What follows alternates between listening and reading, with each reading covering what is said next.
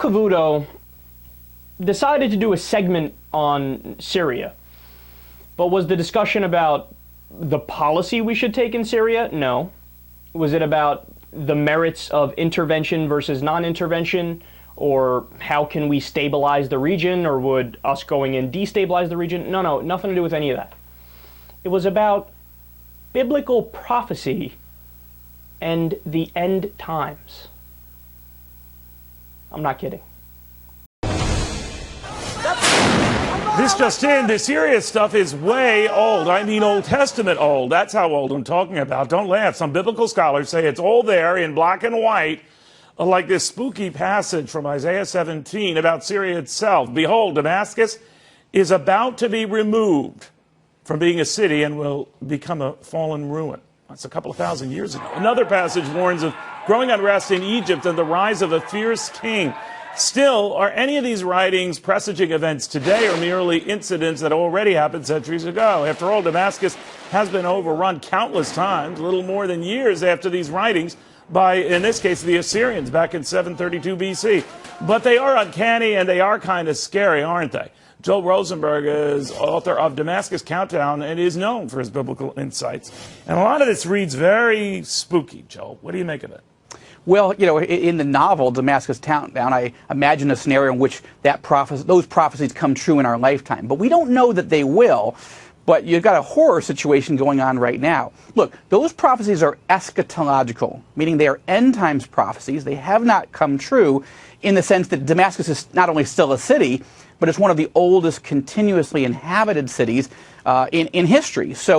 But it's a very sobering thought to think that a judgment of a city or a country could happen in which an entire city could be wiped out. But that is, in fact, what the Bible is predicting, and but it has not yet come true. But is it saying it now, Joel? Is it saying that what's going on now is what's going to lead to that? It's impossible for us to know that yet. I mean, and I think it's wrong for people who teach Bible prophecies to guess. I mean, in a sense, to try to say for certain it's going to happen now. But you have 7 million Syrians are already on the run. 2 million have left the country. 5 million are internally displaced. That Jeremiah 49 prophecy says that people will flee, but there'll still be people in Damascus when the prophecy happens. So the bottom line is we don't know whether these two prophecies, Isaiah 17 and Jeremiah 49, will happen in our lifetime or soon, but they could because they haven't happened yet. Amazing. Joel Rosenberg, biblical author and scholar. It's in there. It's worth a read. No, it's not. No, it's not. It's not worth a read at all. God, that's so stupid. The whole... You know, imagine for a second that an Islamic TV channel in Saudi Arabia or wherever, in any majority Muslim country, they had a comparable segment about the Quran. You know, on page... can I do a Muslim accent? I'm probably going to be horrible at this. In page 73 of the Quran, it does... What a horrible accent that is. Let me just drop the accent.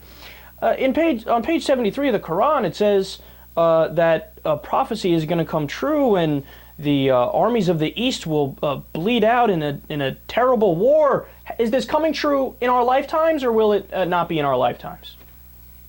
We would laugh them out of town. Stupid Muslims, what the fuck do you know? Your holy book, you're quoting your holy book. It's not true, idiots. Obviously our holy book is true, the Bible. Duh. You know what? It shows, it's so arrogant. It just shows how egocentric and ethnocentric Neil Cavuto is. Because he knows he would think it's ridiculous if somebody's quoting the Quran on TV in an Islamic country. But if he quotes the Bible, he thinks, well, obviously I'm being high-minded and I'm discussing something serious here. Bible prophecy, hello. And notice what else they do. It's a little trick that they do. They try to do... they bring on the guy to say, no, see, the prophecy hasn't come true yet, and nobody knows if it's coming true now, but then, did you hear when he slipped it in there? He goes, but the question is it going to happen in our lifetimes, or is it going to happen soon? No, that's not the question. That's not the question at all. In fact, the question is it complete and utter bullshit? And the answer is yes. It's not, is it going to happen now or eventually, it's, why are you looking at the fucking Bible? That's like picking up Mother Goose and going through the pages and trying to look for signs for the future. And another thing to notice, I can't believe they didn't, like, somebody had to stop this segment before it started. Anybody with 2 bits of sense, a producer on the show or whatever, The quote that he read about Damascus was, Damascus is about to be removed. About to be removed. That's an epic fail of a prophecy. About to be removed over 2,000 years ago. They fucking wrote it. It's been 2,000 years. We're still waiting, dingbats. You were wrong. Your prophecy was wrong. No matter how you define about to be. About to be doesn't encapsulate 2,000 years or more. What are you, insane? God, man. And you know, even the segment, even the quote that they picked as the one that's most favorable to having a conversation about biblical prophecy is dead wrong. But can you imagine picking any other part of the Bible and discussing about it as if it's serious on air? Like, 99.99999% of the Bible is like laugh out loud stupid. Could you imagine Neil Cavuto going out saying, yeah, you know, the part of the Bible that talks about seven-headed dragons, is there any evidence of seven-headed dragons being found? No, of course there's not. You know, there's a hot debate going on in Iowa as to whether or not we should put people to death that wear clothes that are a mix of two different fabrics. That's from the Bible. You don't talk about that at all. You don't talk about the fact that it's an abomination in the eyes of God to eat shellfish, crab or lobster, right? You know, there's a huge protest happening right now in South Carolina that they're trying to shut down all the Red Lobsters and all the small business fish markets because they found out in the Bible that it says that. You know, we should all be in favor of this, right? It's in the Bible. No, you'd look stupid if you talked about that.